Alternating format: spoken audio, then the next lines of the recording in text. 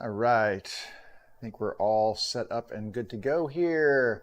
I can see that I do have audio, which is good. Let me check an audio feed here just to make sure. I like to make sure. Why is my Facebook always like 20 seconds behind? I don't understand that. There's like a 20-second lag looking at my Facebook feed here. Okay, well, you're not going to be helpful. 20 seconds behind is not helpful to me. But YouTube is not behind, so let me check YouTube. All right, I've got audio, so that's good. Let me get my windows back arranged here. And yeah, Facebook has this really weird thing. It's like it'll show you stats and stuff kind of in the corner, but it has like people reached, reactions, comments, and shares. Okay, I get those. Those are fine. A retention curve, I guess, which just shows how long people actually watch. But then it has this really weird one, 3-second video views. Like, it tells you how many people are watching per 3 seconds, which is a really weird thing, in my opinion. Like, who cares if somebody watched for 3 seconds? Anyway, maybe 3 minutes maybe, but 3 seconds is really kind of strange. Oh well. What is today? I don't even know what today is. Wednesday? It is Wednesday. Happy Wednesday, everybody. Wednesday, August 11th. I've got itchy eyes now. And welcome to my workshop. My name is Jeff, and you are in JR's Woodshop, and this is where I make stuff. Most of the stuff I make is relating to vintage sewing machines. It's a long story, but it's a pretty niche market. Niche, however you want to say that word. It's a very small group of makers in this market, but it's a very large customer base. So people have these vintage machines, but they can't really buy replacement stuff for them because, well, they haven't been made in 100 years or so. So I make bases that look like this. These are the bases I've been working on. This is for a particular machine. This is called a 301 machine. This is the one that I've been working on. And I make the bases for these along with regular sewing machines. These are a particular model or style, and I usually get some requests for these every now and then.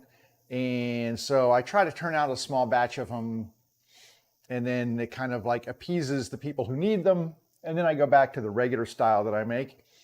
If you want to know what those are, I would say you can do one of two things. If you want to go to my Facebook page, which is JR's Woodshop. It's all one word, JRSWOODSHOP. You can go back and look through the posts on there. So it's facebook.com/JR's Woodshop.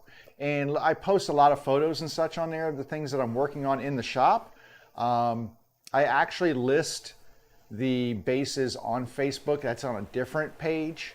So if you want to go look at sewing machine bases, it's facebook.com/sewing machine bases, all one word. You can actually see the bases that I list on there. I also list them on my Etsy page. All of these things are listed, I believe, down below in the socials down here.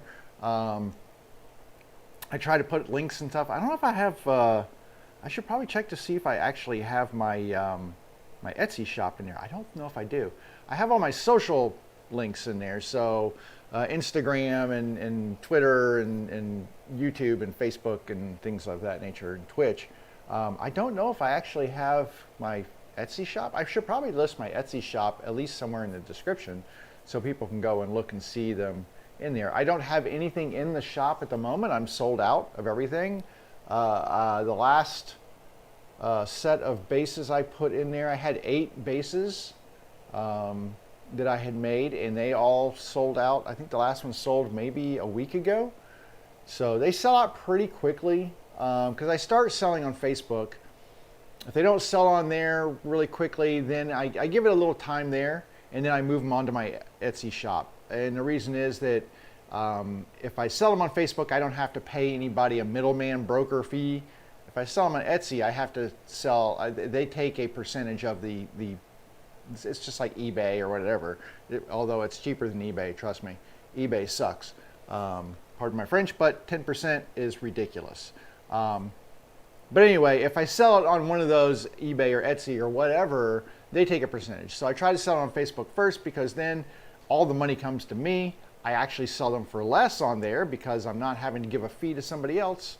So I give a little bit of a break to people who buy from me on Facebook.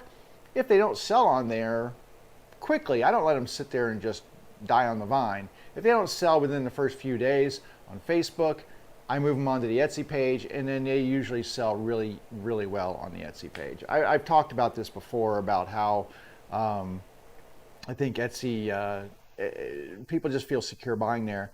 Who do I got here? I would like to say your name, Spurgutis. I think that's it. Hi, how you doing? Welcome to the channel. I probably said that completely wrong and butchered it like crazy, but anyway. I do stream on 3 different platforms, so if you're looking at your comment and you're on YouTube or Facebook, you don't know what in the heck I'm talking about because that's over on Twitch. So I stream simultaneously on Twitch and YouTube and Facebook. So I try to, well, thank you. I said the name right. I try to, if there's questions or whatever, I will try to repeat them so that if you're on a different platform than the one that the question came in on, then I will repeat it. Facebook, what in the world happened to you? My Facebook feed just went, so I'm going to fire that one back up again. And I have plenty of bandwidth, so it's not a bandwidth thing. So, of course, now, what in the world? Oh my God, Facebook, you stink. Facebook stinks on so many levels, but I have a lot of people who follow me on Facebook, so hang on, I have to close this one.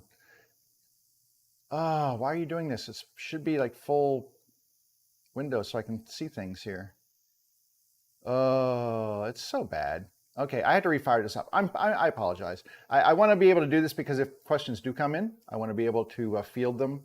So I'm going to close this window and fire a new one up, and it should give me the ability to see this again. I don't know. It's a thing, and it usually takes me like a couple of minutes to get kind of set up here in the beginning. I don't know why, it just always does. You would think after like, what is this, episode 63? You would think doing this 63 times, I would kind of have this down to a science, but not so much. And Facebook is the one that always, like I said, gives me the issues. But anyway, let me get that fired back up again. And then I'll get into what I'm doing now because I've actually got a lot of stuff to do today. There's quite a bit. Oh, stop it. There's quite a bit of stuff going on with the bases I'm working on, and I want to, there we go. Thank you. Drag it off. I got to drag it over.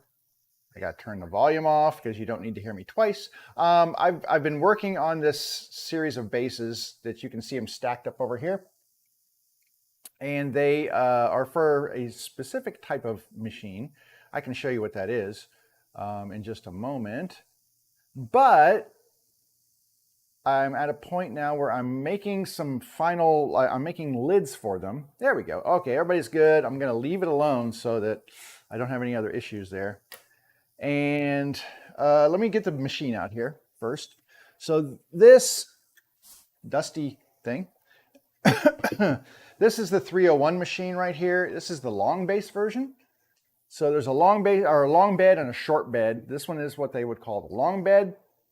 There's another twin to this, exact same machine, except the bed is half the length of this one. So while this one is this long, there's a version called a short bed.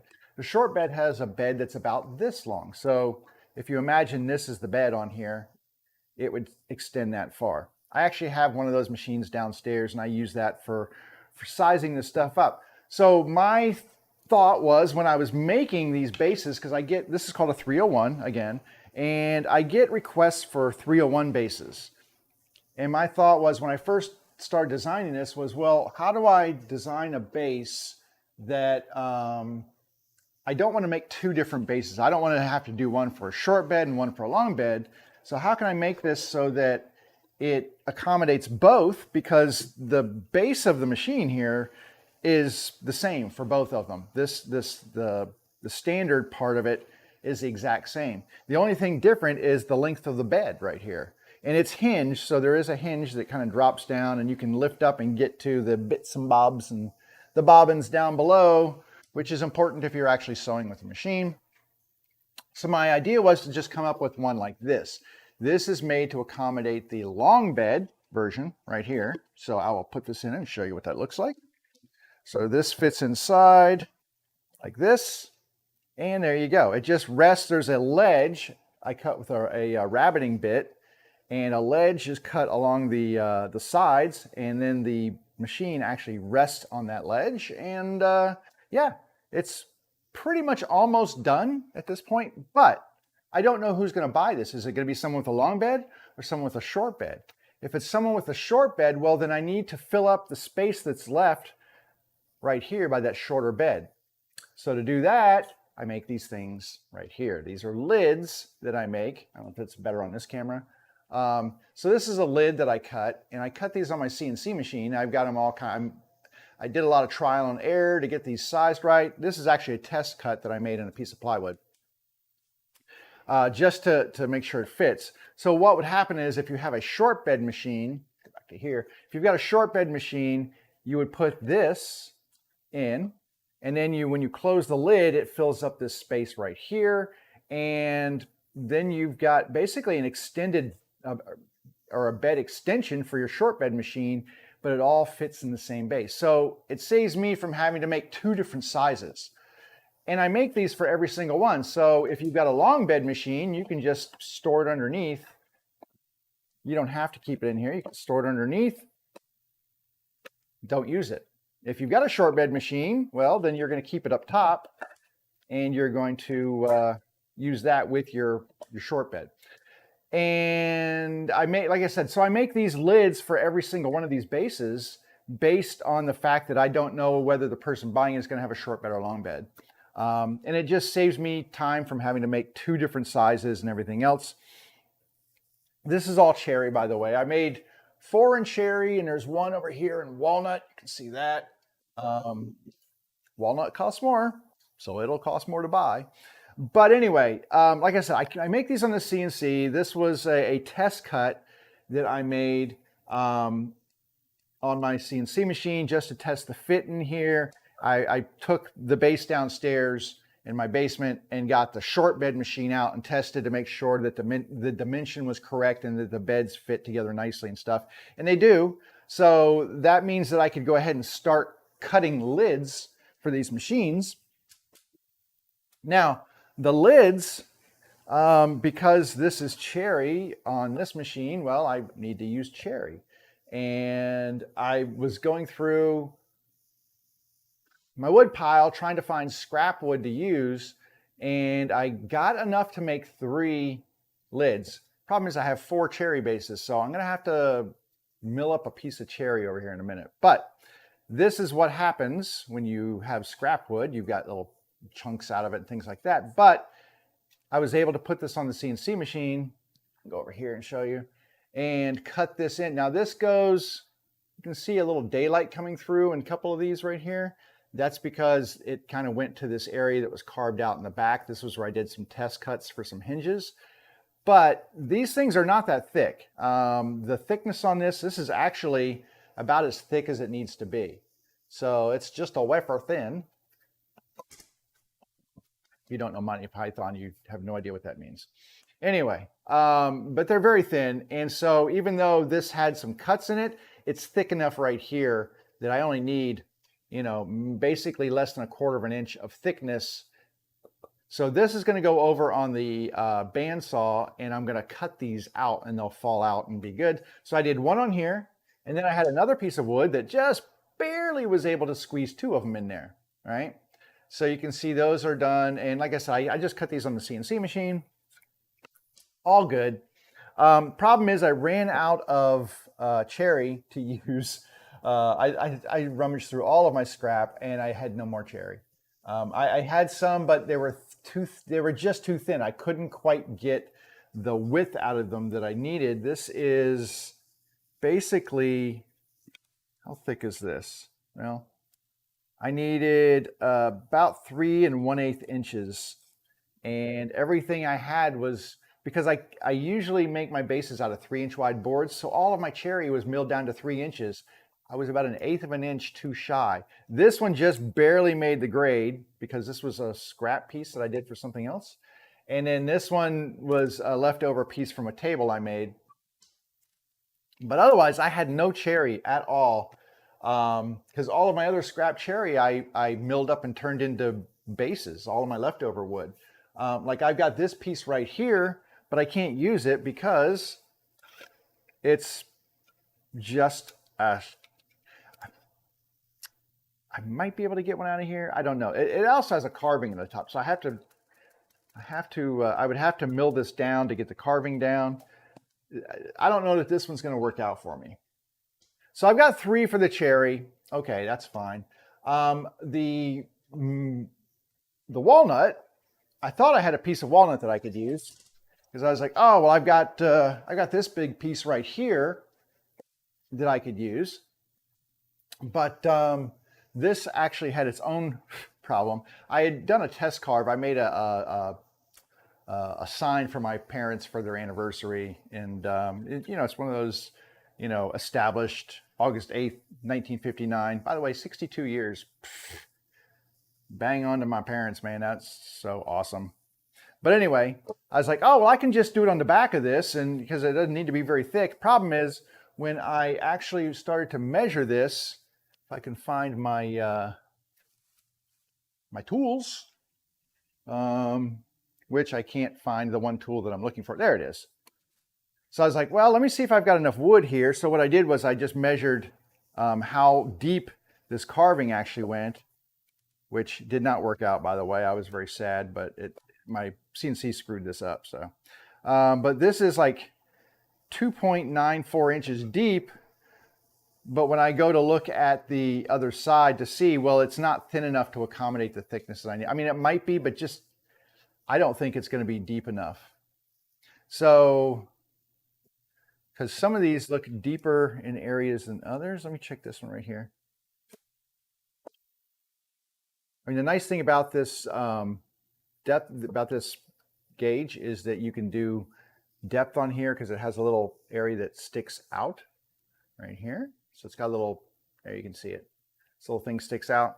So I can find little areas that have been cut, put that all the way to the bottom of the cut, and then bring this down, and it'll tell me how deep it is. So that's 0.4275 inches deep, which only leaves me like, I don't know, 0.135 inches. That's not enough thickness. So sadness, because I can't use this as my replacement piece, or for the lid, or my CNC piece. That means that I had to come up with another alternative for this walnut base.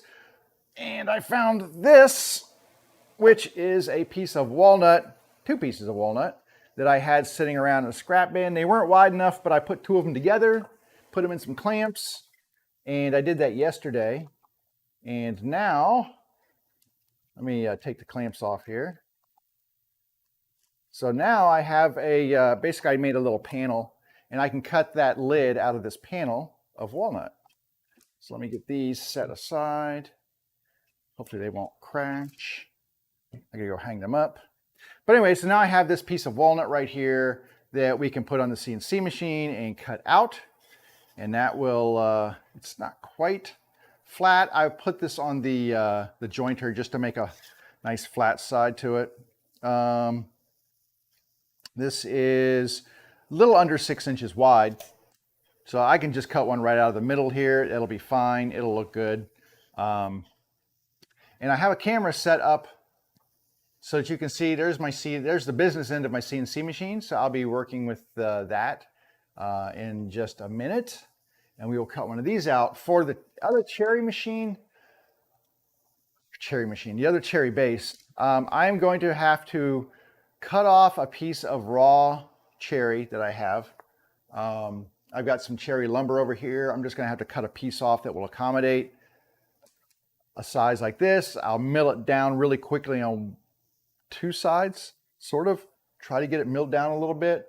And then we will put it on the CNC, cut it out. Generally what happens is when I cut these out, they're cut too thick. And then I mill them down so that they are flush with the edge of the base, because I want them to have a really nice fit, and I want them to feel like they're part of the base here, not just something that sits in and lifts and sits above it. I don't want it being proud of the edge here. I want it to be flush with the edges.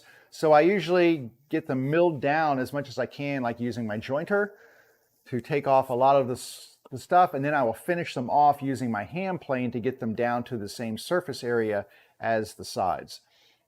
So we've got a lot of work to do. I'll tell you what I'll do. I'm going to flatten this out, put it on the CNC, and we're going to cut this one down on the CNC and get the lid made for that. And then we need to work on that cherry and get it milled down and get that one cut. Once I get them all cut, then I'm going to release them from the wood that they're in. So I'll take them to the bandsaw and I'll cut these so that these drop out. And then we can start flattening them down to the size that we need for this. This is another base thing that I'm working on for a different machine. I was kind of doing that on stream, but I've got some stuff to deal with that, and I don't want to bore you with it. So this is boring enough. Well, hopefully not boring enough. I'm going to hang my clamps up and get them out of the way because they do take up quite a bit of space here. And we're going to need some space. So I'm going to just get these cleaned off, take the tape off of them.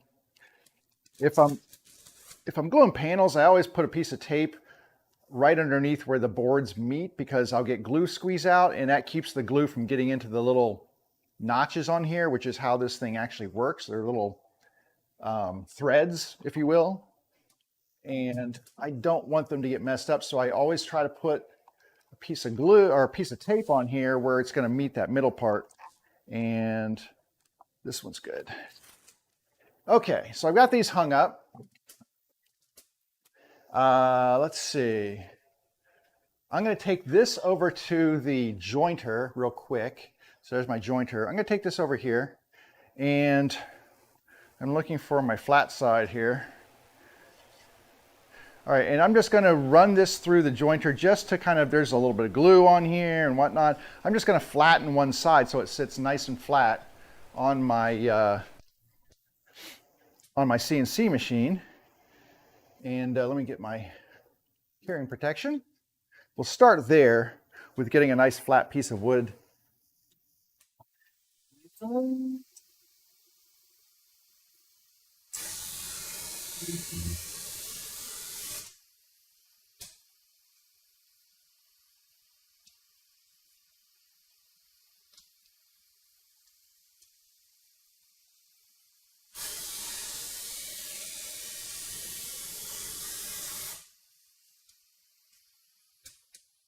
Okay, that's really all we needed. It's just nice and flat now on the bottom. You can see it's, I'll get it a little closer so you can see what that looks like. So just a very nice flat surface there for us to work with. And I will put this over on the CNC machine. Now that's probably a little too, let me zoom out a little bit just to start with so that you can see what's going on here. Whoop, that's in, that's out. So there's my mess that is my CNC machine. I need to turn it on. Now I already have the profile set up over on the computer over here behind me. Let me see if I can. Okay, we'll start wide. So I have the profile. This is the software I use for doing it on my computer here, which is hooked into the machine. This is actually a cloud-based. This is Easel, which is a product of Inventables. And what I will do is I will cut through this. I've got an 1/8 inch bit on here, Let me take the dust collector off of there. And I have on here a piece of plywood that is kind of locked down to the surface right now. And I've been using double stick tape to tape my, my boards down onto the table here. And the reason is that I don't want to go all the way through the wood and then damage my wasteboard here. They call it a wasteboard, but replacing a wasteboard is not an easy thing to do. So I would rather use some double stick tape and just do it that way. I'm going to clean this off a little bit because I was cutting on.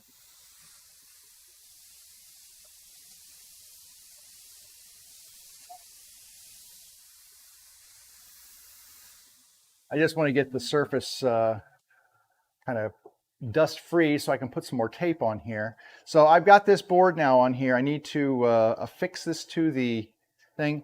One thing I'm going to do is I'm going to take my calipers and measure exactly how thick this is. Now it's not going to be perfect because these boards, there's a little variance on the sides here, but like that's 0.498. I mean, basically a half an inch. This is probably going to be pretty close, 485. I'm going to set this to a half inch deep on my wood. So I'm going to change my actual wood here. Let me measure this. I didn't measure how big this piece of wood was. So this is 12 by 5 3/4. So I'm going to just go ahead and put my dimensions in here. So I click on the software over here and then I can change the dimensions in here. I know you can't really see that. You know what? You can't see that. Hang on a second. I have the technology. I can show you exactly what I'm doing here. It won't be fantastic, but it'll be a better view into what I'm doing here. Hopefully for you. So let me adjust the camera.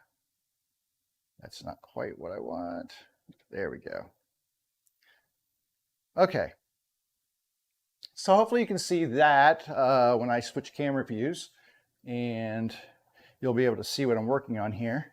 I've got a wireless keyboard, so I can do this from the side. So anyway, what I've got is the width, the length, and the thickness. So I'm going to change that. I said that was like 12 inches.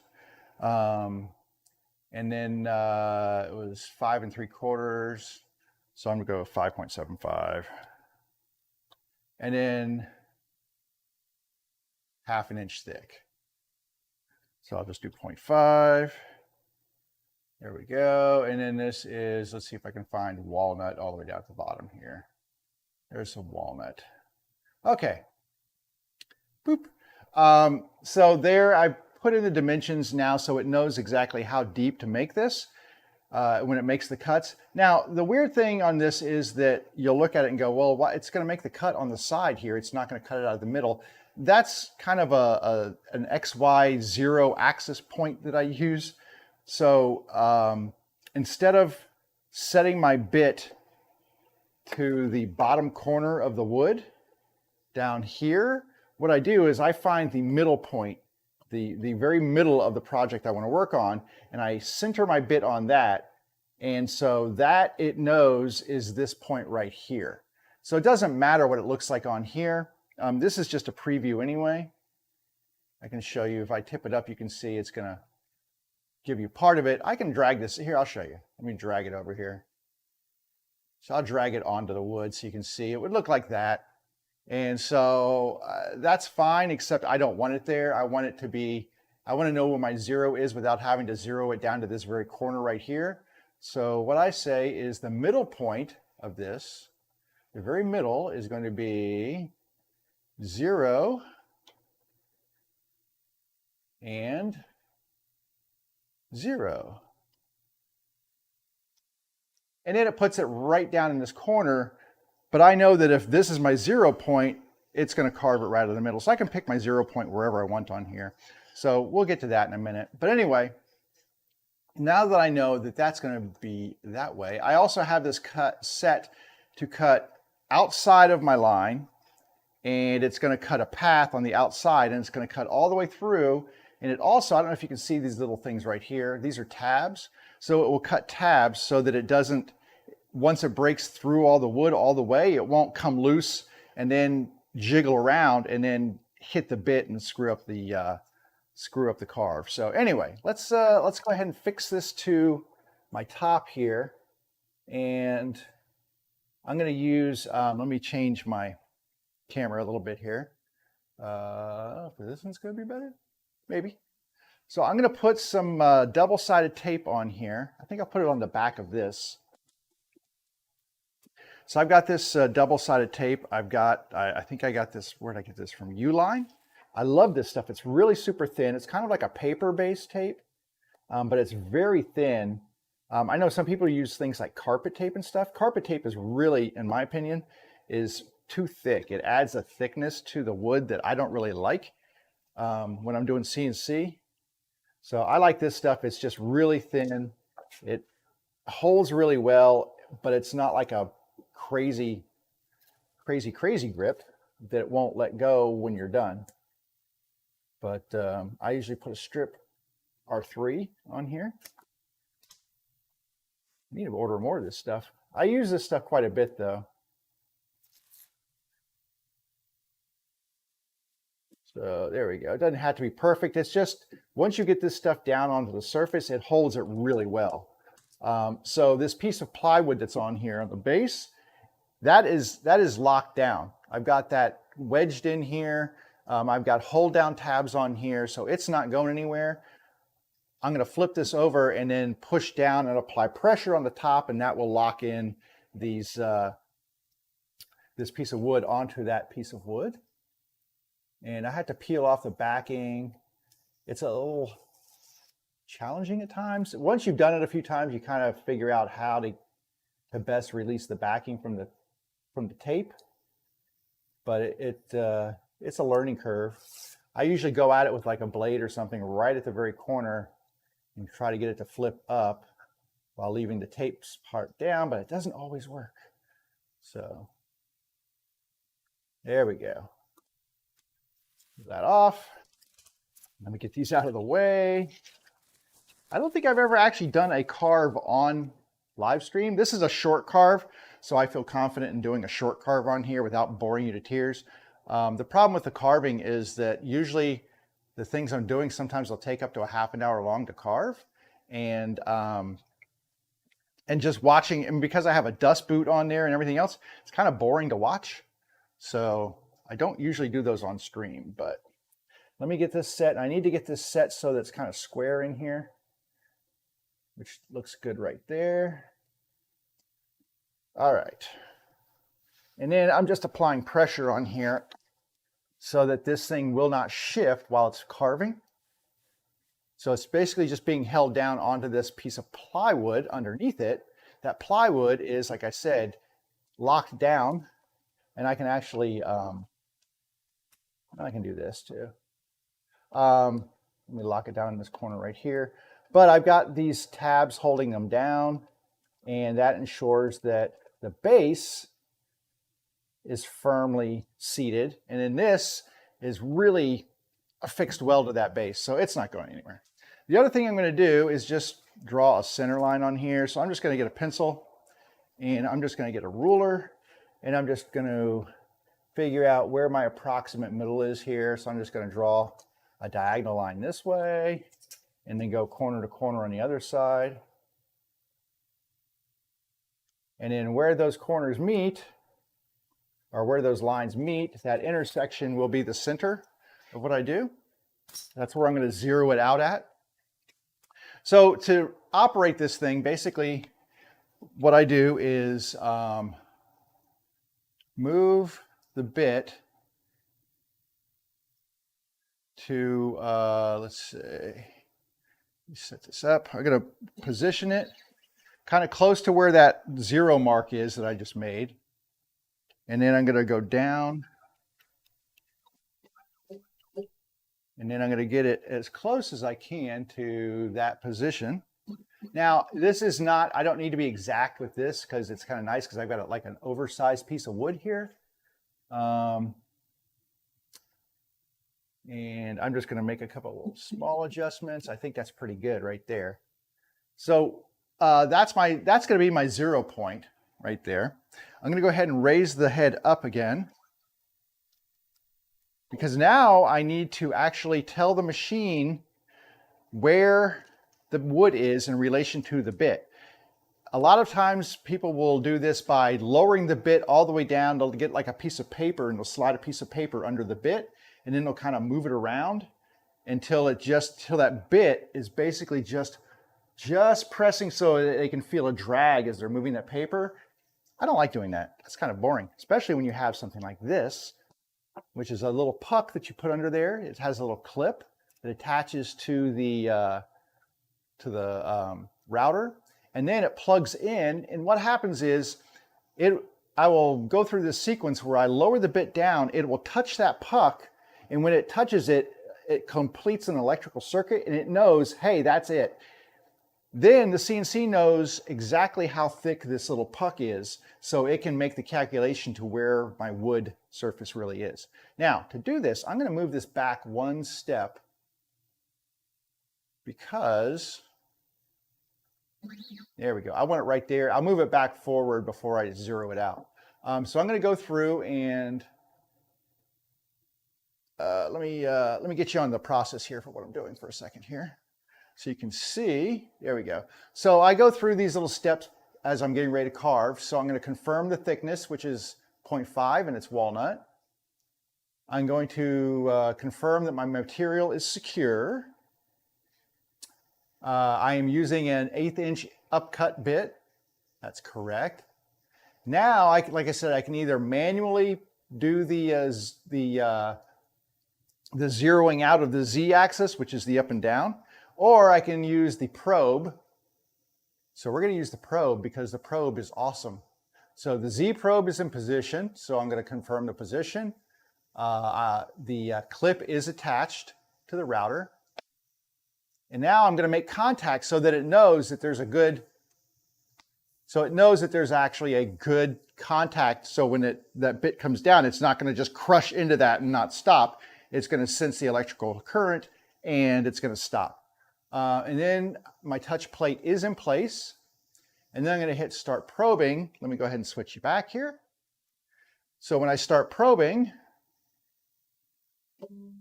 it's going to go down. It's going to make contact with it and then come back up. And that's all there is to it. That's zeroing that out. I'm going to remove that probe, and then I'm going to move this back where it was. There we go. So now the probe is put away, and then the last thing we have to do is set the, go back here again. So I'm going to set the XYZ axis. So I moved the head back to the original position, set the XYZ axis, and now all I have to do is go through and tell it that I've got my dust shoe attached, the spindle is turned on, and then hit the carve button. So let me go back to the other camera so you can watch that. And I'm going to put the dust boot on. I'm going to get this out of the way. The dust boot, actually, this is not an X-Carve product. This came from a company called Suckit, which you can see the sticker right there. This is Suckit, and they make these especially for this system. But this fits in here. It has magnets, so it holds it in place. And so I can say that my dust shoe is attached. And then I'm going to turn the spindle on, make sure it's plugged in. I'm going to turn the spindle on. I'm going to turn the dust on. My noise reduction software is going to kick in, so you will just hear kind of a muffled sound. And then it's going to start carving. So let me go ahead and get all that fired up.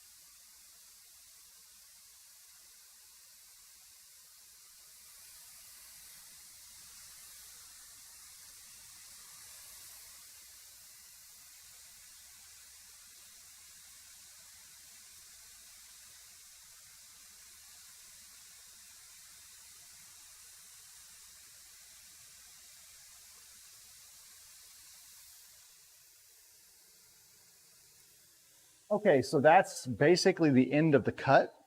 And let me take the dust boot off. Oops, I got to raise the machine up a little bit here. Raise up the head. There we go. Let me just take this off.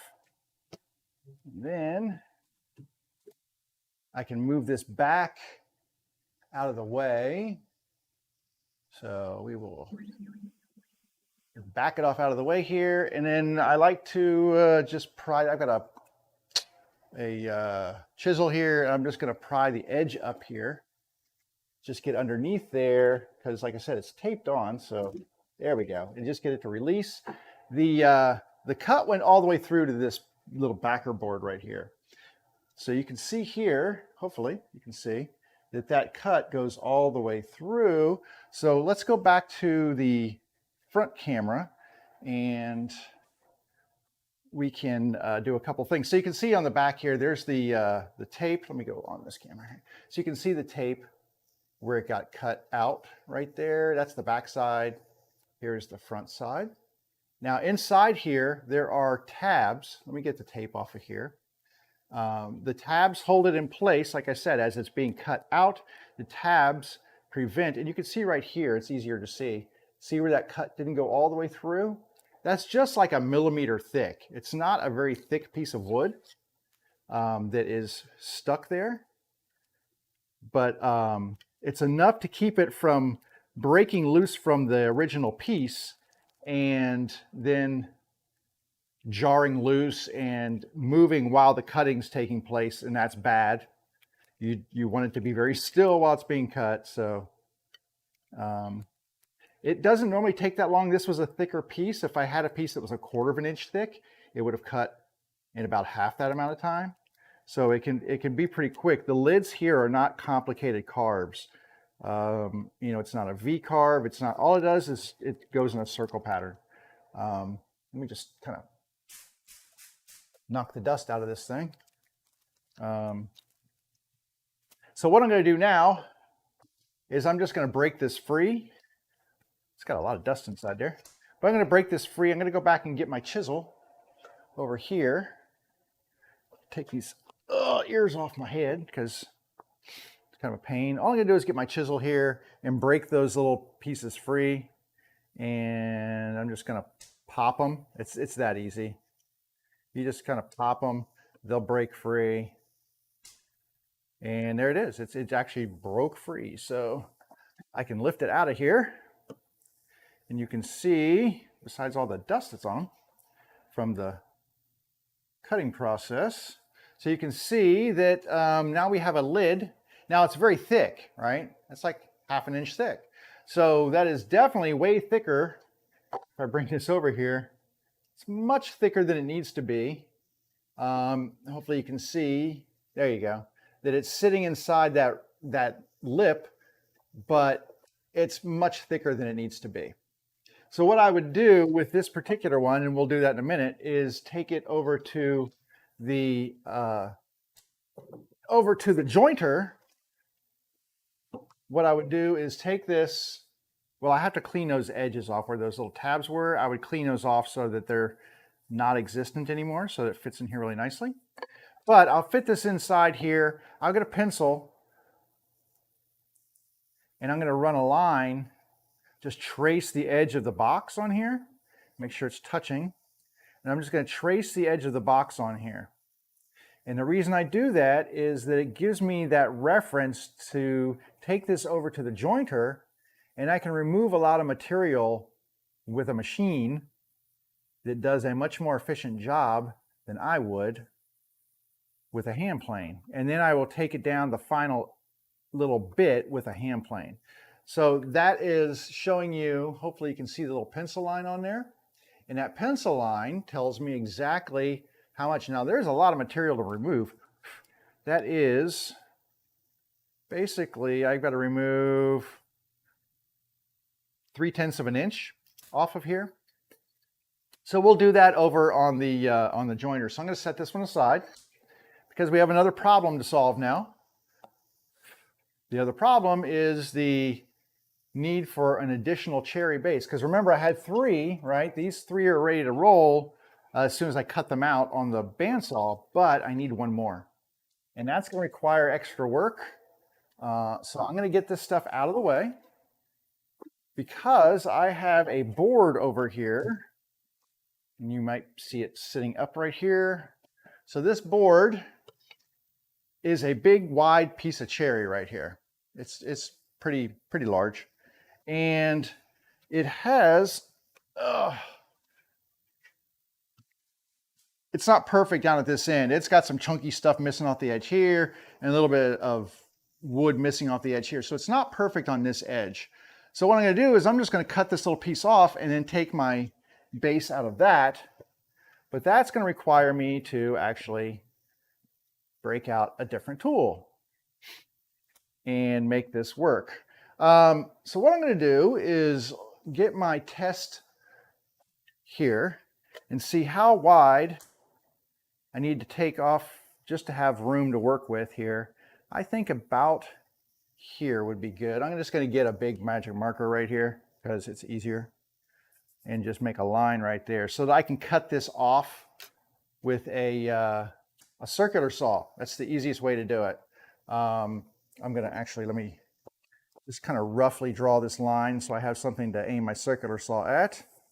And I'll do it from this side. It may not be perfect, but it'll be close. There we go. So I basically drew a line across the board here. Tip it up so you can see. There's a line that I drew right across here. And I wrote cherry on there because I like to know what my wood species is, because sometimes they change the way they look. I'm going to write cherry on here again. Cherry, because I'm going to cut this part off. So when I get wood in from there, I get cherry and oak and some other stuff. And so I don't forget what the wood species is as I'm digging through real quick. I'm like, oh, there's cherry boards right there. Sometimes you would think that would be an easy thing to do, but it's not. It doesn't always look like the species, especially when it's been sitting out and aging and the wood is oxidized a little bit and it changes colors and it doesn't look like it does when you remove all that stuff. All right, I'm going to set the depth on this thing. Make sure it's going underneath there. It's pretty good. I would like to, let me see if I can put a clamp on here just to hold it to the table so that it doesn't go wiggling around a lot. And I think this will work. There we go. So I'm just holding it on here so it doesn't flip up and it isn't unsafe for me. And I need to plug in my saw. So I'm going to borrow the power from the router, from the CNC, and just plug this in real quick. Like I said, we're just getting 1 board. We'll cut it into a thinner piece, and then I'll do a little milling on it just to make it look better. Put my ear protection on because circular saws are loud. All right, here we go.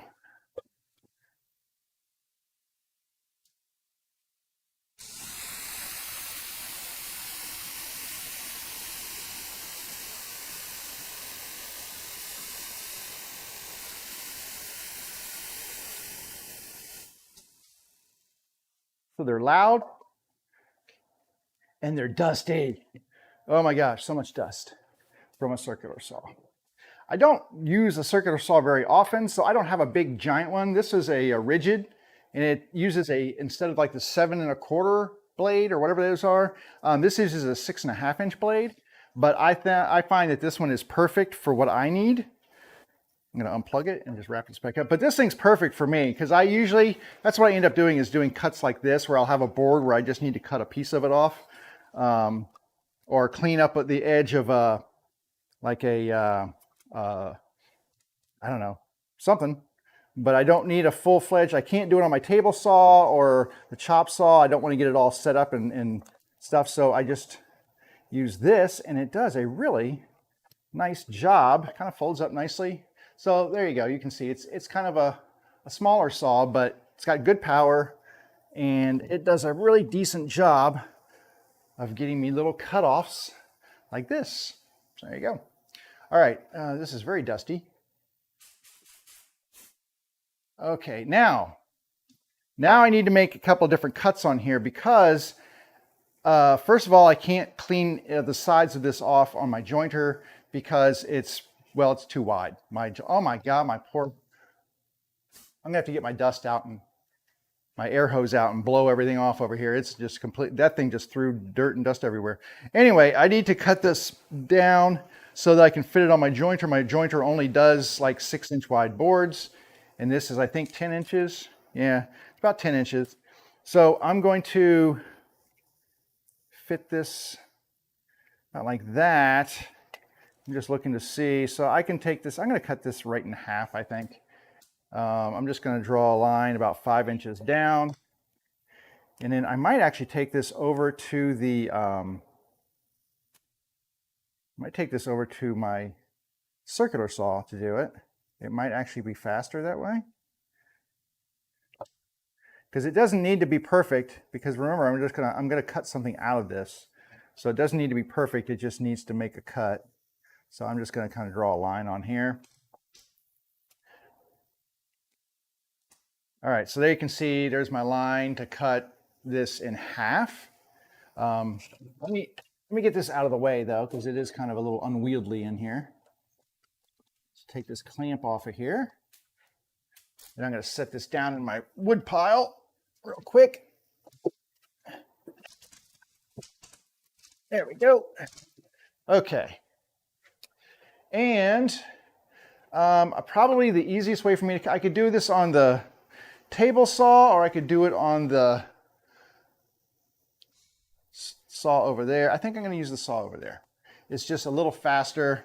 I can just put it right here, make my cut, just like this. Yep. That's what we're going to do. Once again, moving my power around, get my ear protection. Now, I don't have the dust hooked up to this. My shop is going to be so nasty dusty because I'm not hooking dust collection up, but I really need to get this moving. So I'm going to just whack this one out really quick.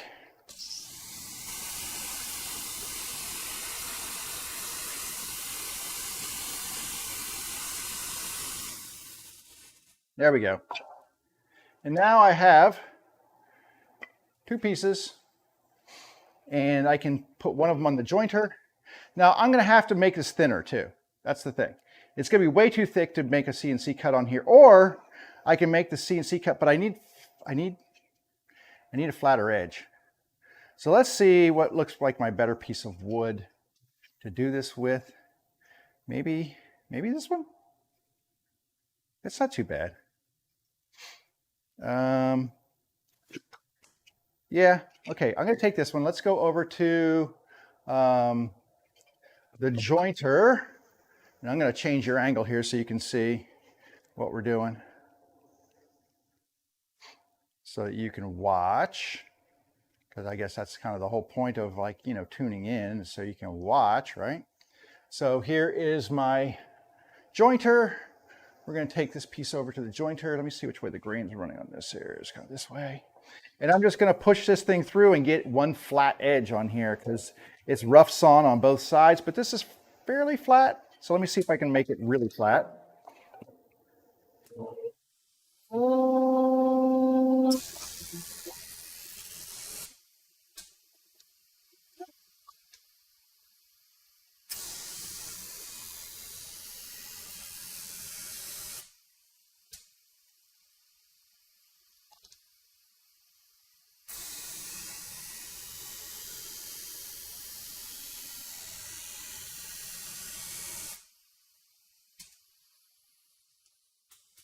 I could have stopped after 2 passes, but I just did one more just to be sure. But that's very clean and flat now, you can see.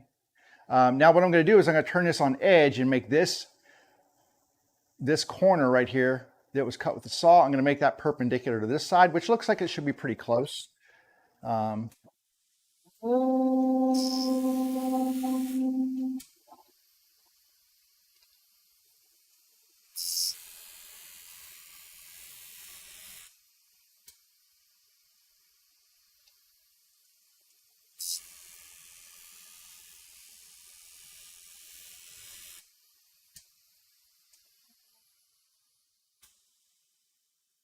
Okay, so that is not bad.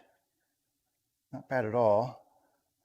Now the one thing I'm going to do this isn't something you would normally do, but I think I might take this over to the table saw to resaw it out a thinner piece, maybe?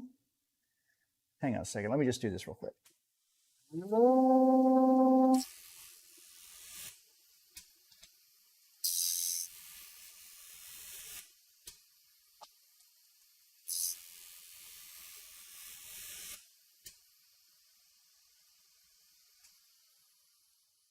Okay, so what you can do on a table saw if you don't, so much dust. If you don't have a bandsaw or something and you need to resaw wood to make it thinner, you can do this on a table saw. You just raise the blade all the way up and you make a partial cut here, and then you flip it, run it through, make a partial cut on the other side, and then you can use a handsaw to kind of cut the little piece of meat left in the middle. And that's actually a pretty quick way of doing it. I think that's what I'm going to do on here. I don't have this really set up to watch. So let me move a couple of things around here. And I also have to set up the saw for this. So let me, lots of changing going on here.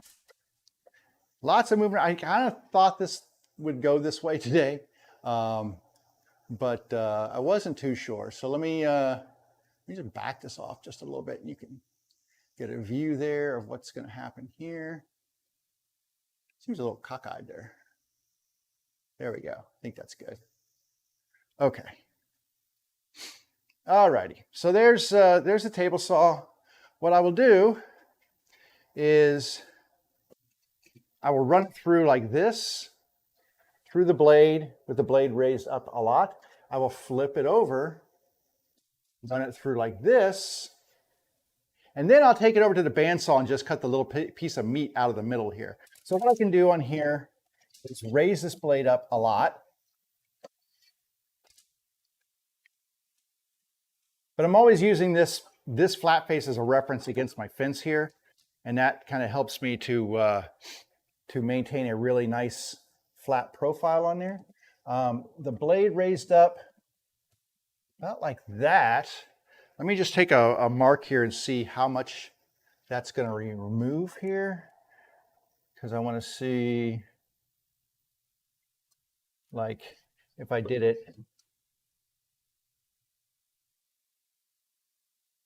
how much wood that's going to leave in the middle. That's going to leave about, if I raise it up that high, it will leave about an inch. Yeah, about an inch in wood. So I might go up a little bit more than that. But that also makes sure that it's pretty stable if I leave a bigger piece in there. The thing is, the higher I have this, the less hard my bandsaw has to work to get through here and give me a nice cut. Okay. I think that's good. I'm going to start with this side. Now, I have to remove the dust collection from my CNC machine because I need this. I've been throwing too much dust around as it is. I really need to put this on the table saw, because otherwise it'll throw dust in places that I just have a hard time cleaning up. So we've got that. We do need power for the table saw, so we'll take care of that. And then we'll go ahead and do this and move it over to the bandsaw as the next step in this. All right. I also need to figure out where I'm going to cut this, how much thickness I want to use here. I'm going to put this on the 1/2 inch mark. It's going to be thicker than I need, but on the other hand, it's going to be I'm just getting a mark here. I can do it this way. Just get a mark here so I can line this thing up. Let's see. About 1/2 inch. I can do a little less than 1/2 inch. it gives me less work to do when we're actually doing the lid. Let's go with a little less. So we'll go right here. Okay, so now I need to line this up with the fence on here.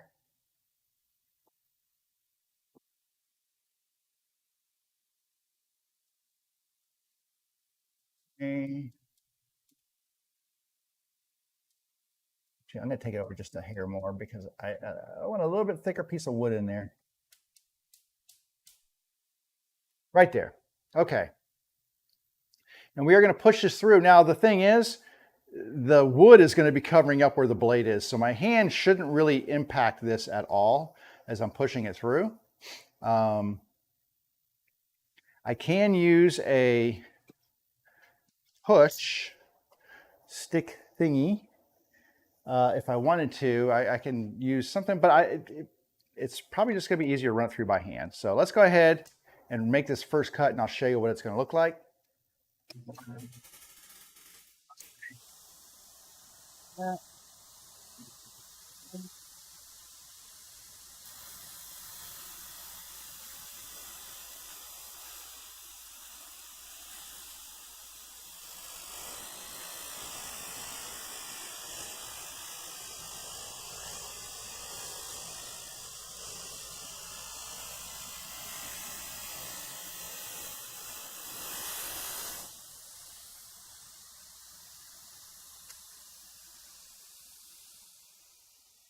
Okay, so that is, you can see what it did right there. It just basically cut a notch all the way out to the other side, right? So now what we do is we keep this so that this is always my reference against the fence, and we just flip it upside down. We do the same thing over here. It's not going to separate, so I don't have to worry about the wood falling apart or anything because it's not going to join this cut. It's going to rest slightly below this cut. So it leaves wood in the middle. It's kind of like those tabs on the CNC machine. But then we'll clean that out and cut them and separate them over on the bandsaw, which is much safer.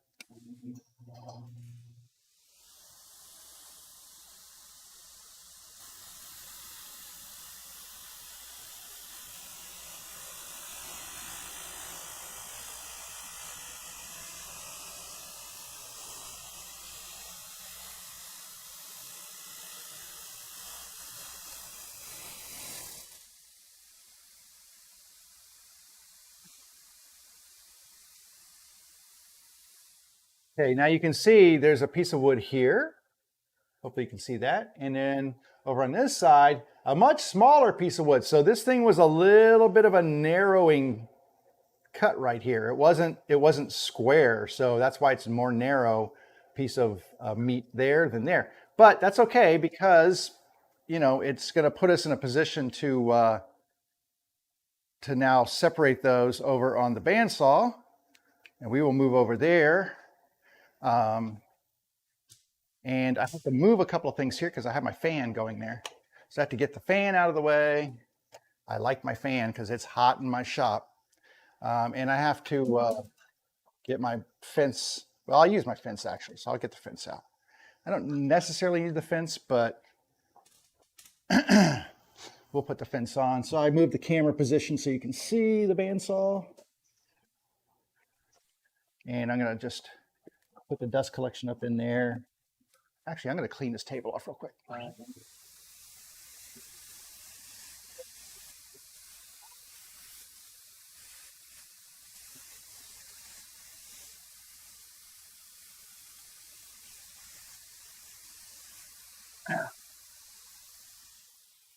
I was just looking at my table saw surface here. I really need to get some steel wool and clean this off. I'm getting a little surface rust. And it's probably because I've had pieces of wood sitting on here. And the thing about wood is wood has moisture in it, right? So the moisture from the wood sitting on here, and I did not have this waxed thoroughly probably, so probably not great. I'm gonna go ahead and set up my fence on here just to kind of get this in position. It doesn't look really straight. That looks straighter or more straight. Make sure it's right in place here. And because all I want to do is kind of separate right at that little piece of wood right there. So knock that down. All right, let's go ahead. It's going to be a really easy cut because it's a really thin piece of wood there, right? There's not much going on there. So let me go ahead and fire this up.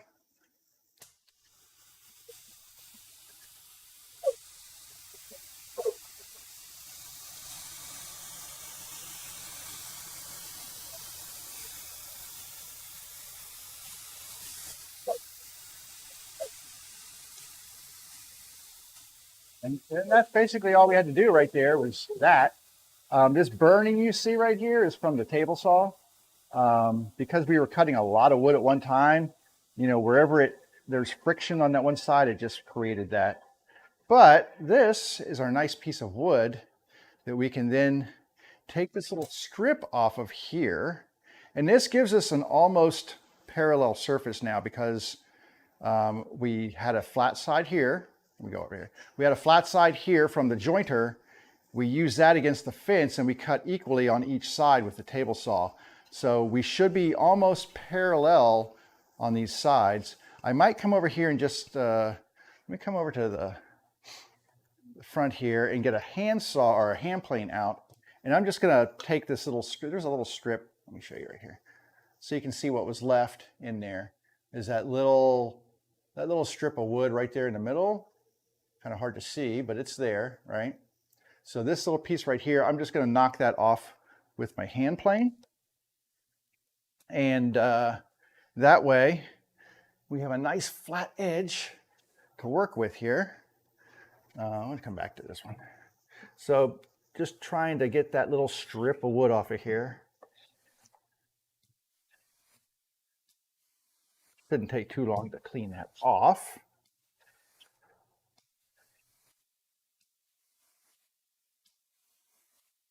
And get the wood down to a flattened state all the way across that face.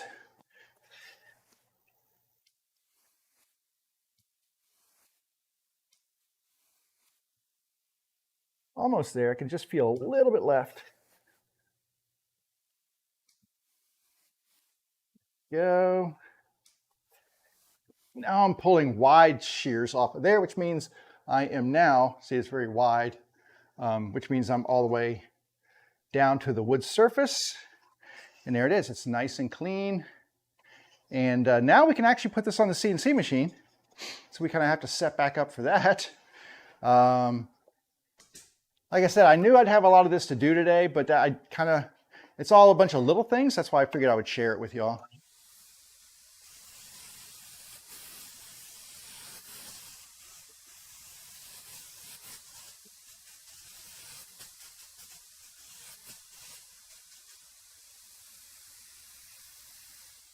Okay, so what I'm doing is I'm going to clean off I cleaned off the wood, and I'm going to do some measurements and set this up just like we did last time on the CNC machine. Let me wake up my computer here. Oh, so dusty. So dusty.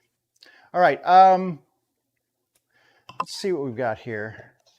So 8 3/4, 5 1/8, and the big one, how thick is this? So this is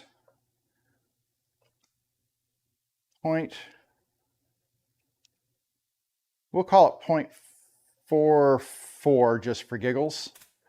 0.438, 0.439 on the thickness. So I'm going to put those measurements in here because I want to get that set up in here. Let's go back to our settings. Can you all see where? Yeah, I'm just back here doing this. So this is 0.439. 0.43. It's a little thicker than I wanted, but on the other hand, I felt safer cutting it with that thickness. But that is a way that you can kind of joint wood. 0.5135, 5125. That's one way that you can kind of joint wood with a table saw.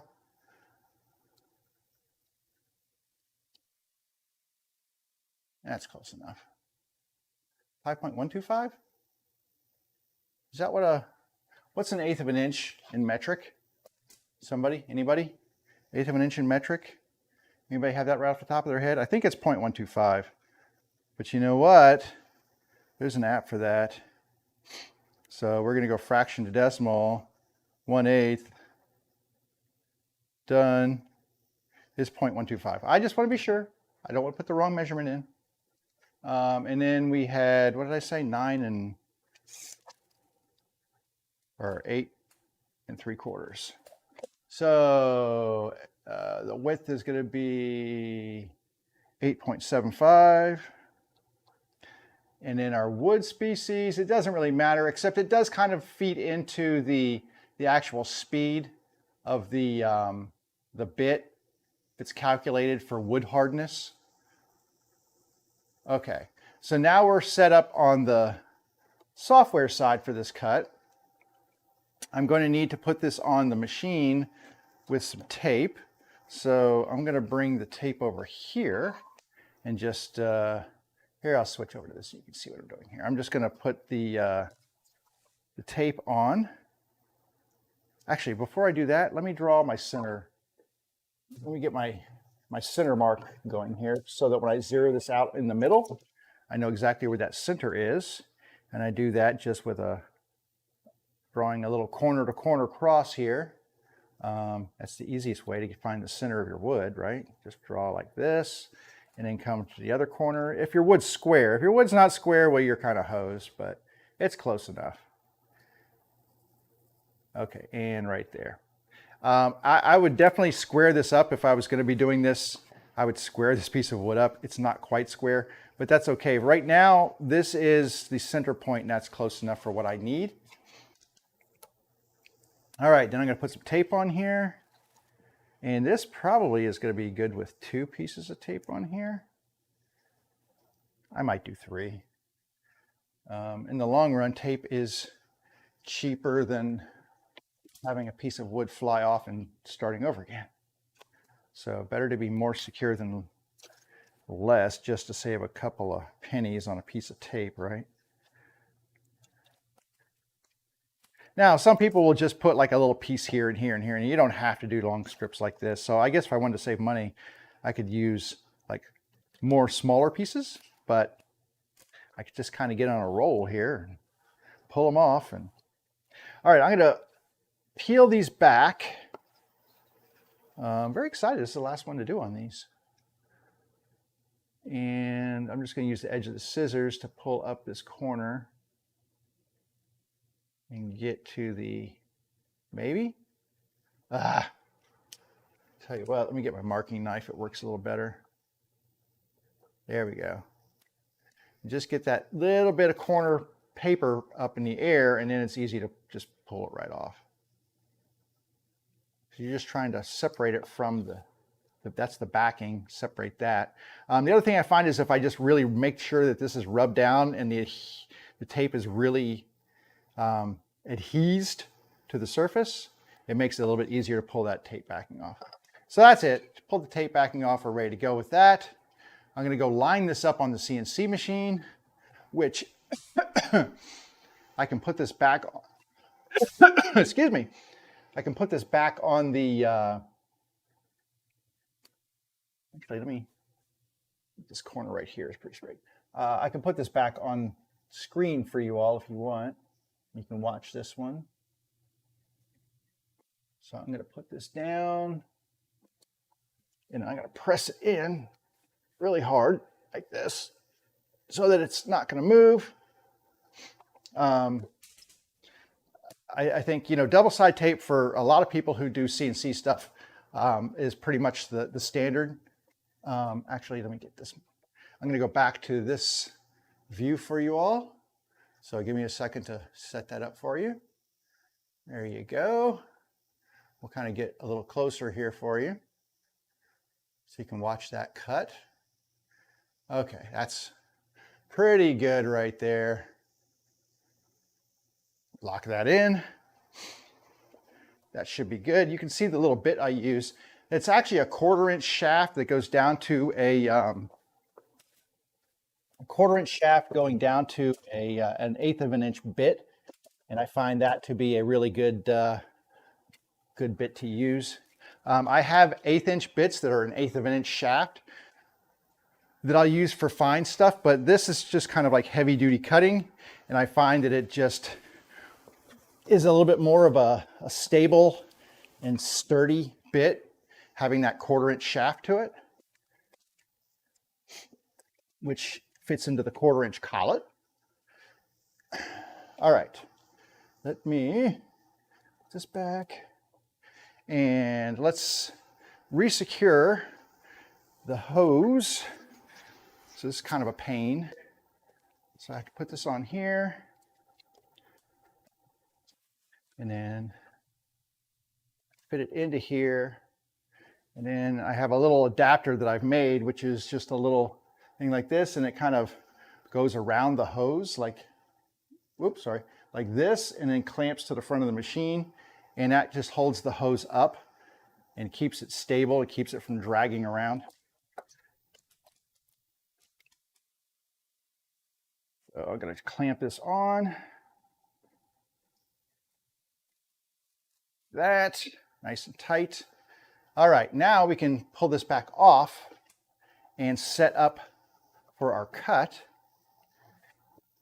Now, the nice thing is I can go over here on the software and ask it for a simulation, and it'll tell me how long the cut's going to take. And that says 4 minutes. So that's quicker than the last one. Let's go ahead and set this up now. Carve. I'm going to do the same thing as last time. I'm going to put the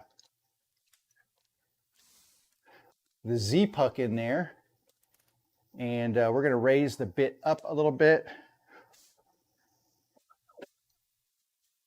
And we're going to bring the whole thing forward. So I'm just changing the increments in which it moves forward here. Actually, let me go ahead and zero this. I like to zero it before I get started because it just is a little faster. Pretty close right now, actually. Maybe back just a little bit. And over to the left a little bit. There we go. Okay, so I've got the Z set up to start with. Or the X, I'm sorry, it's not the Z, it's the XY axis. I've got that zeroed out. Now we'll do the Z, and we use our puck for the Z. So just like we did last time, I'm going to go through into the software.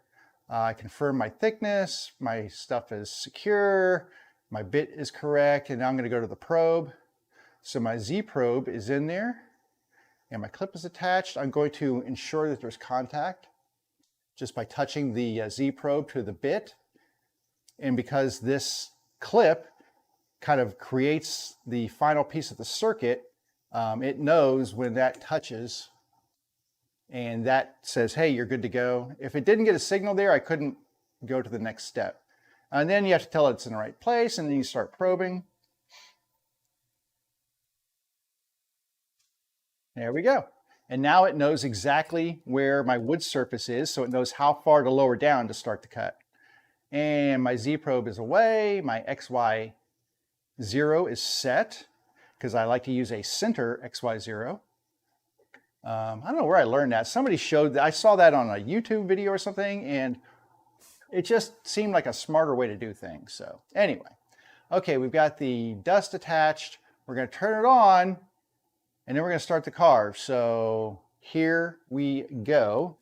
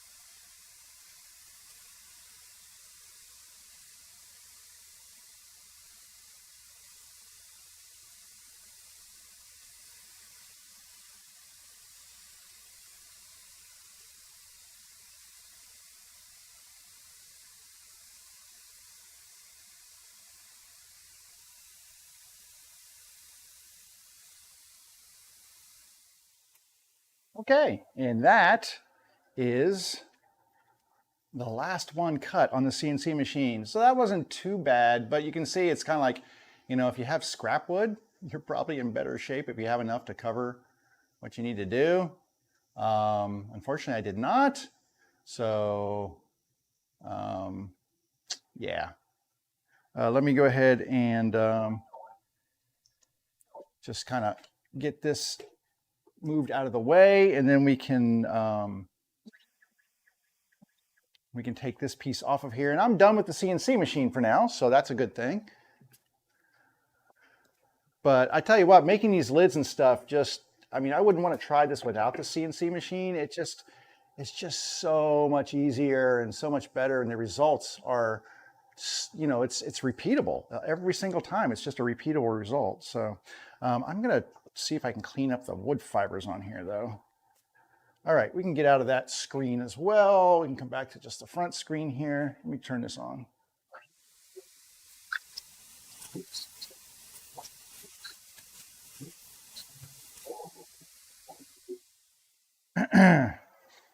Okay, so we're stuck again with one of these that's kind of stuck inside there, right? There's my little tape on there, which worked fine.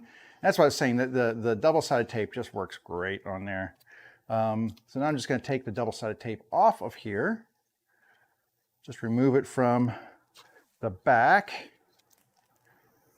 And so hopefully using those tabs and the tape, you know, you're not going to get any shifting, and we'll be in good shape. Some of these other ones I didn't cut all the way through, so I didn't need the tabs. So I didn't cut tabs in those.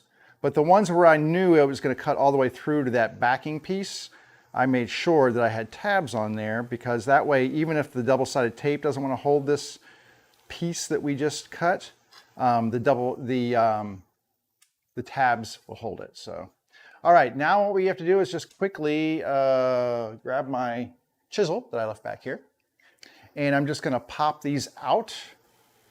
I'm just going to pop those little tabs, and they just really quick, especially right, this is going with the grain, so these just kind of crack off. But let me see if I can get these,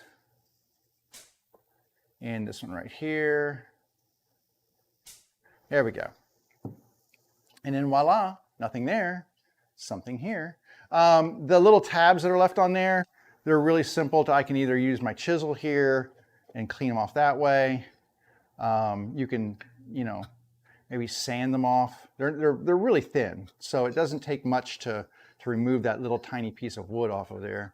I'm just going to use my chisel here really quickly just to kind of pare them off, because like I said, they're really very thin. And there's one more right here, and there we go. All right, so we've got this one and this one that need to be flattened out now, right? So these are the right shape, but they're too thick. But we have to turn our attention to these, which still need to be released from this solid piece of wood that they were cut out of. So that means we have to go over to the saw. Am I still set up over there?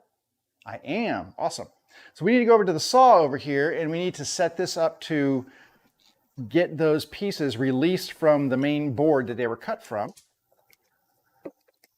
And I'm just going to hook the dust collection up in here. And then we will start lining these up to get the cuts made. And I'm trying to find the best side to use. All right, that's flat. I need a flat surface. So that's nice and flat right there. And then we need to see how thick we need this to be. I think right there is going to be good for us. I'm going to release the magnets on my fence here. And I'm going to draw a line down here too as a guide for me. I'm going to draw a line down the back of this so that as I'm following along with the thing, I need to get all this fuzz mark off of here. But I need a line on here that lets me follow with the saw as I'm running this down. And I can do that with my hand. I don't need to get anything fancy here. I can use my finger, just like So I'll use my finger as a guide with the pencil. I don't know if you've ever seen anybody do this. And I'm just going to make a line down here like this that I can follow. So I'm just making a line, and my finger and the pencil act as a guide. Oops, of course, when you break the lead, it doesn't help. But that acts as a guide for me to follow as I'm,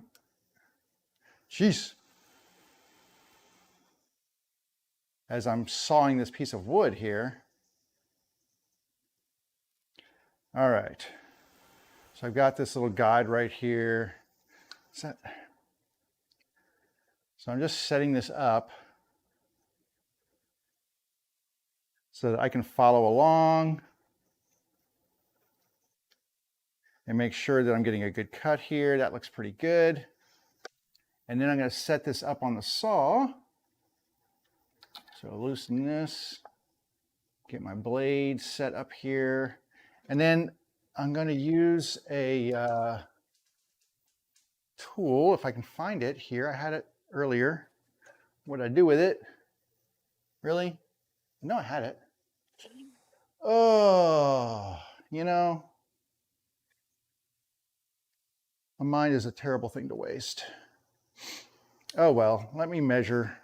I'll do it the old way. I just want to make sure the fence is kind of even all the way across. So that's 3/8. So I need to just get this one at 3. What is that at? 1, 2. We'll pass 3/16. 3/16. Okay, that should be good. Just gonna lock this in. Oh, it's right here. I'm so stupid. I'm so stupid. Stupid is as stupid does. All right. Once again, I'm going to check my distance. I'm going to lock this down. And then let me loosen this and this. And I'm just going to make sure that this is the same distance and that this is the same distance. That should give me a pretty even cut surface. All right. Is that where we're cutting? Or we're cutting this way? I think we're cutting this way. We're cutting this way. All right, you ready? This will be interesting. Let me get my ears on, turn on the dust collection. Oh, you know the other thing I can do, because this is not very tall, and I'm going to lower this down, and getting that blade guard closer to the wood helps to keep it guiding. It's not as loose, and it keeps it on path.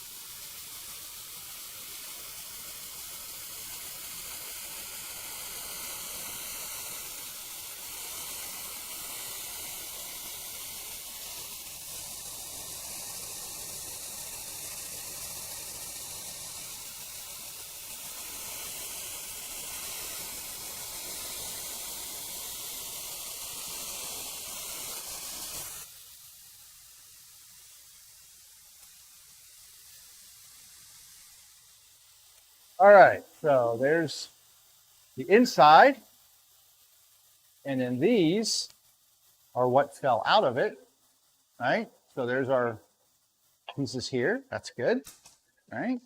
We can go on and set up the next one. And that's why I said it was kind of easy for me to do that. I couldn't cut all the way through those boards because they had been used for something else previously, but there was enough meat in them for me to get those cut out. I've got one more to do.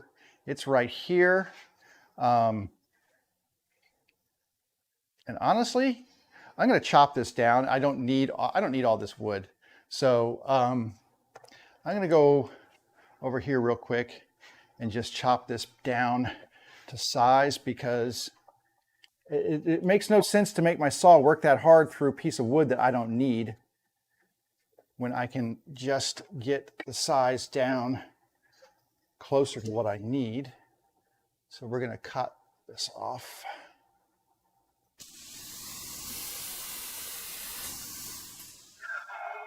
And then we'll cut this side off.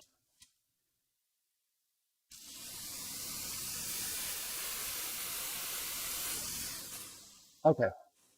Woo. All right, so now we're working with a much smaller piece of wood, so we're not having to cut through this much of wood on each side. There was like this much over here and here. That made no sense at all. But now we can cut through this and we can draw our line to follow on here.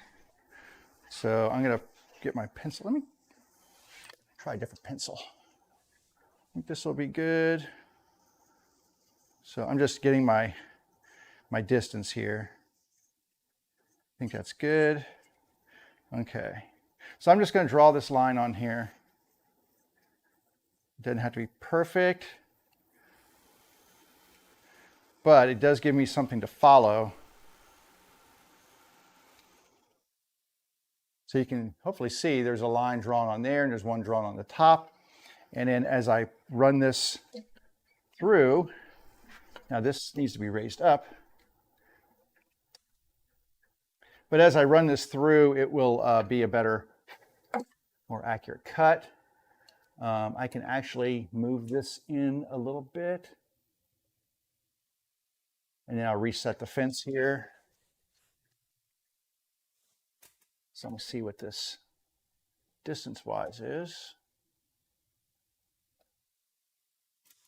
Second. That seems awfully. Oh, yeah, that would be. Okay, so this one. So here.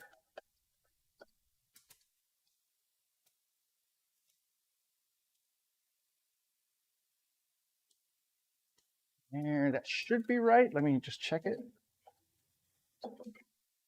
That appears to be correct. And I'm just going to run a piece of sandpaper across this just to make sure there's no bumps or anything getting in the way to keep this from being flat on the table over here. Let me get all of my tools off the table. It's easier. All right, let's go ahead and cut this and see how that works.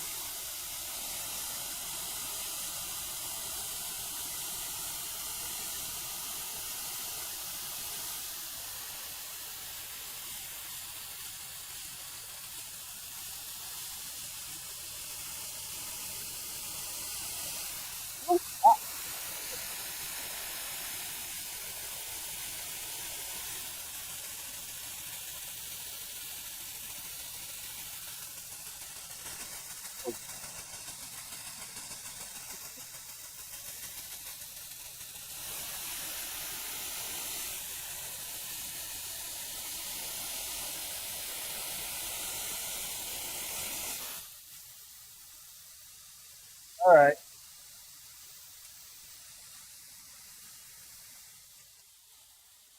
There's our last one right there. I have screw holes in here. That might be bad. There's some screw holes in here. I might have to actually do this whole thing over again. Let me show you. If those don't go away from being thinned out, see those little 3-hole things? That could be bad to the whole process. But what I'm going to do real quick with this one is I'm going to check it really quickly on the jointer. I'm going to joint off some of this wood. I'm going to grab one of these. I'm going to set this in. Let me just clean off some saw rough stuff here. I hadn't thought about the holes. It's always something. I do have an extra piece of wood though. Remember, I've got this extra piece right here that I used. And I've got probably this piece right here is thick enough. I could use this piece right here to cut one off of. So if I need to, I can redo this process using different stuff. I was just I did this yesterday and I didn't think about those holes. But anyway, I'm gonna check this. I'm just gonna run a pencil around here. Like I said, this is the easiest way for me to do this and know exactly how much material has to be removed. And we're gonna, okay, so I've got a line on here. Hopefully you can see that little line I drew. And that little line dictates how much to remove, and removing that from this side. So let's go ahead and go over to the jointer. I'm going to flip the camera for you all before we go over there. And that way you can just watch me on the jointer. So hang on just a second. All right, and jointer cam, there we go. And let me see which direction would be the best direction for this. Neither way is really great. But anyway, let's see if we can run this through and get that flat and see if we can get rid of those lines there.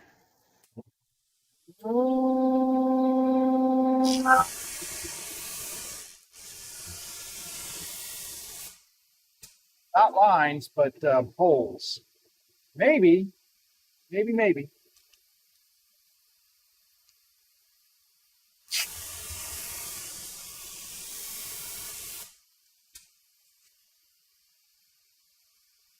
Not.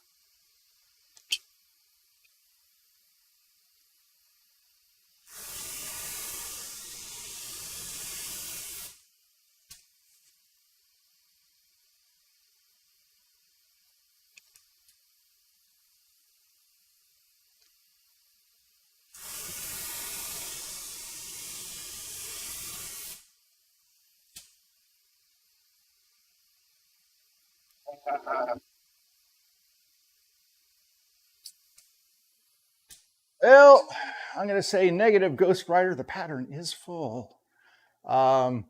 Unfortunately, over here, it was, we were removing enough over on this corner right here, but these were a little deeper, and you can see that I don't have that much left to remove. And yeah, unfortunately, that's not going to work. What are you going to do? You know? Except go back to the drawing board. Like I said, I have some extra pieces. I can do this. I'm not going to do it again because, well, that's just freaking boring, if you know what I mean. What I can do, I'm going to leave this one aside because that's the one I was kind of using for this one. Let me grab the walnut.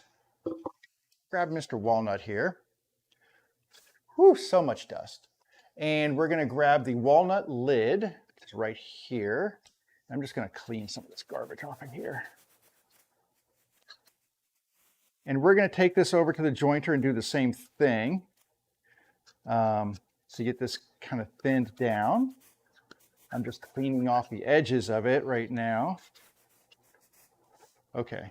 And I've already got lines on here from where this needed to be. So we drew those lines. I'm just going to make sure that they're nice and dark so that I can see them.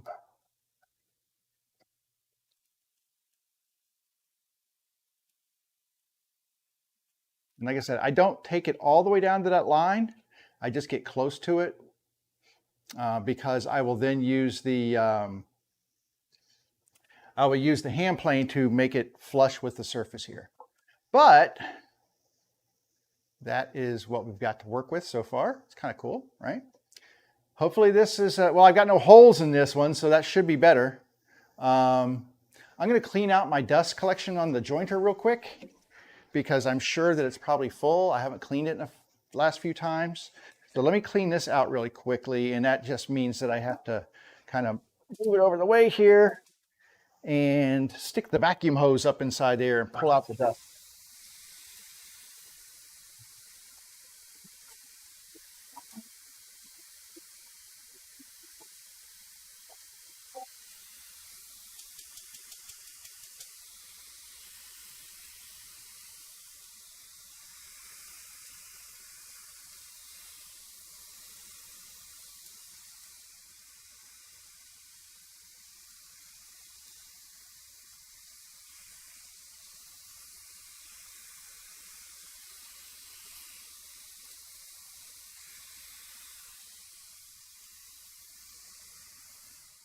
Okay.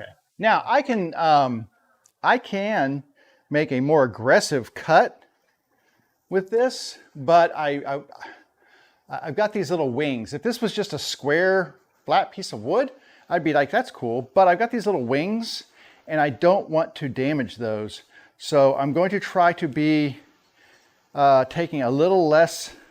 So it'll take me a little bit longer to get this down. It's a short piece, it won't take forever, but I don't want to damage those little wings as I'm doing this. All right, let's go.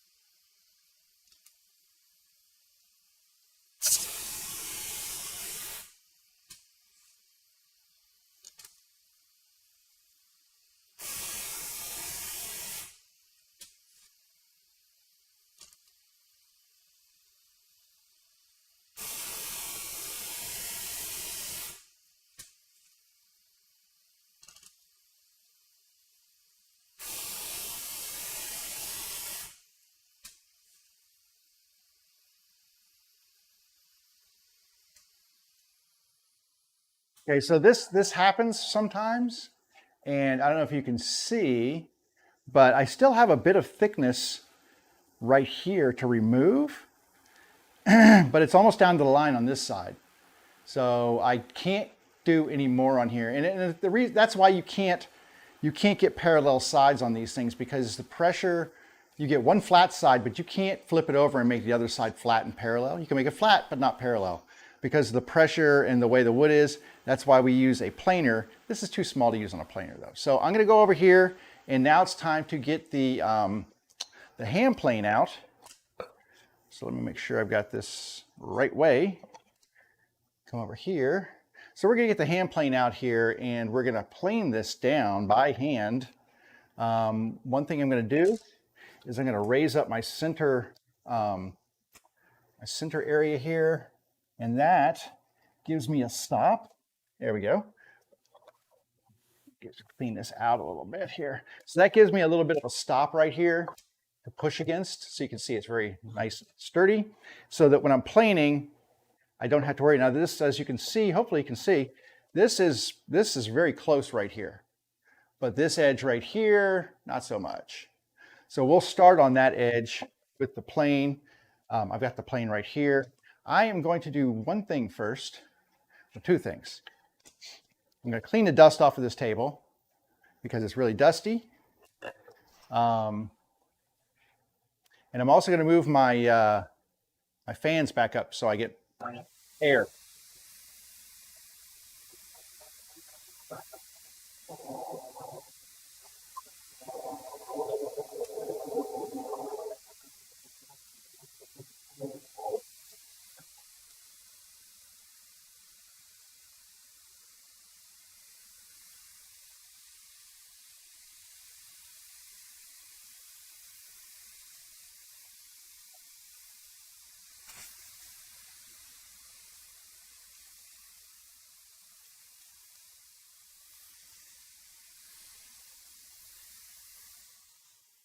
I wanted to put my, my fans up here.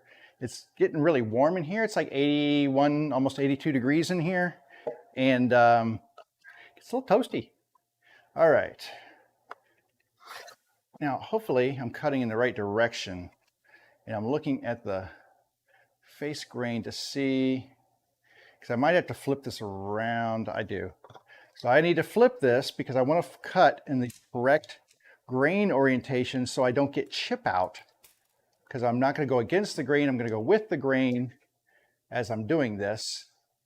Now if I notice that it's going to catch on me and tear out, then like right now it's tearing out. So even though sometimes it looks like it's going with the grain, the wood tells you what it wants. It didn't want to go that way, but it wants to go this way, which is fine. And I'm just going to dump these into the table here. Now, the other thing is, you remember this was glued up out of a panel, so the wood may be going in different directions depending on the panel. But this is what I do. I actually enjoy doing this. I don't know how much fun it is to watch, but I probably need to, I will have to sharpen up this plane or just touch it up, this plane blade a little bit as we get going into some of these other ones. You won't see that, but I'll have to do it.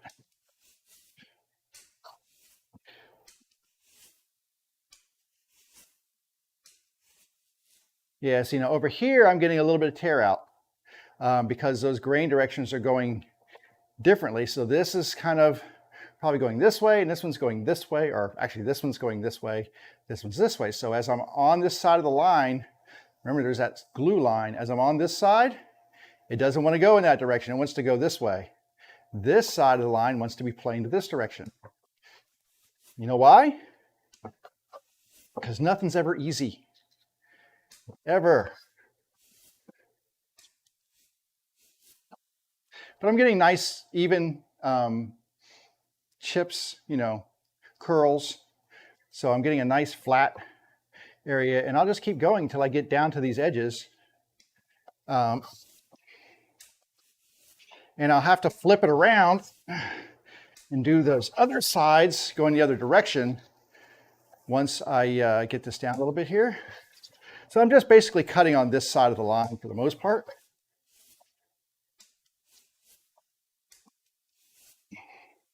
And then I can flip the whole thing around here and do some cuts on this side of the line.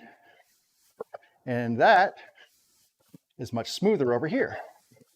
So I just kind of have to watch where my blade's going to make sure that it's not crossing the line any. And then I'm using the edges here as my guide. So when it's on here, it's perfectly flat, and that's going to make this flush. So anything sticking above that is going to get planed down.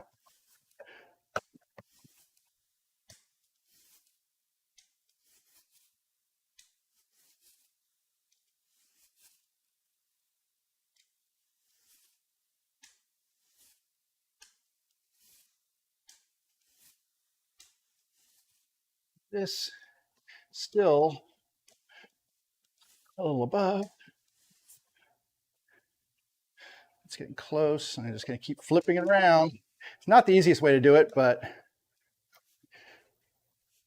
it gives better results in the long run. You can see where I kind of crossed. You can see where I crossed over here. You can see that light area right there under my thumb. That is kind of where it tore out a little bit because I was planing in a direction it didn't like. But as I get the plane going over top of it this way, it cleans that up as long as I don't intrude on this side. So yeah, it's a compromise. Plus this is walnut. Walnut is just pain. I should have taken one of those cherry ones to start with. But you know what? It's got to get done anyway. So might as well just keep doing it. How are we doing here? We are really close over here. This middle part, I don't know. We may have to get a little tear out and fix it on the other side. We're really close over here. The other thing is when I get super close, I can fix the rest of it with a, watch this, I can just flip this. I can fix the rest of it with a sander. I can kind of sand it clean.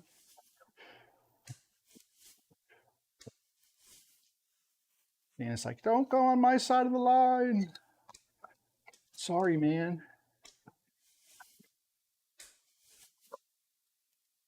But we're really close to being flush now. I'm like maybe a 64th or so.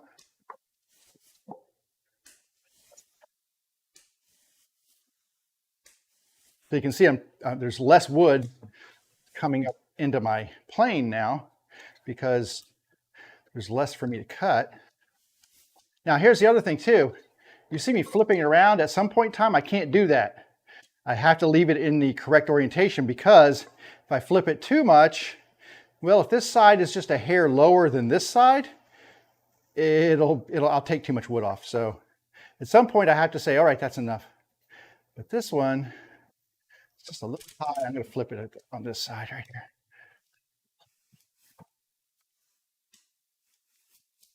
Woo. There we go. There we go. Now we're cooking here.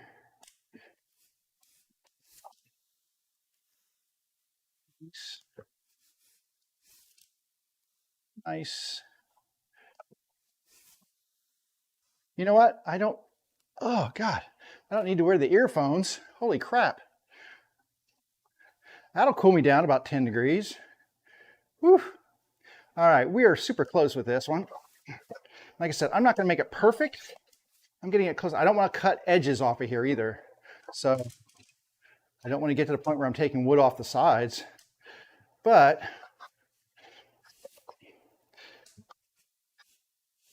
now we're in good shape. So we are really good right here. You can see from the amount of shavings in here, that's how much we took off of there. But hopefully you see that the top now fits pretty well. I mean, there's enough there so when I sand it, I can take it down to perfect. But yeah, that's pretty much the process. And I do that repeatedly. Let me get rid of all those shavings. So I will repeat that process for every single one of these lids. Well, I'll go cut a new one for this, obviously, because, you know, holes, go figure. But I'll do that for every one of these, and I'll cut a new one, and it should be good. And like I said, when I clean them up with either I may use a cabinet scraper just to get some of this stuff cleaned up, and then sand it down with my circular sander when I get ready to sand the whole thing. So basically this base right here, with the exception of maybe rounding, I still haven't decided on these corners.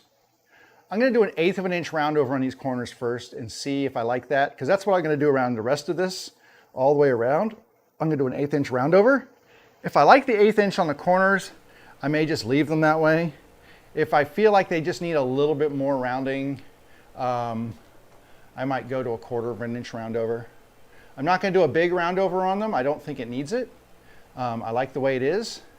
I kind of like that on this particular base. I kind of like the more squared corners on there. But they are sharp, so you want to make sure they're not going to, you know, injure anybody. They do need a little bit of rounding, but all in all, this is pretty much done. We've got the bottom in, it's glued. So I did that off camera the other day. I glued all the bottoms in yesterday, and then we got the rabbets cut for the machine to sit in. We've got the lid cut so that we can either go full bed or we can go short bed, depending on which machine you have. The choice is yours. Maybe you want to buy a short bed machine, or you've got a short bed and you want to buy a long bed. Well, when you get your long bed, now you can use it in here as well. So that's kind of my point on this. Or maybe you'll want to buy another one because, hey, you know, I won't complain if you want to buy two.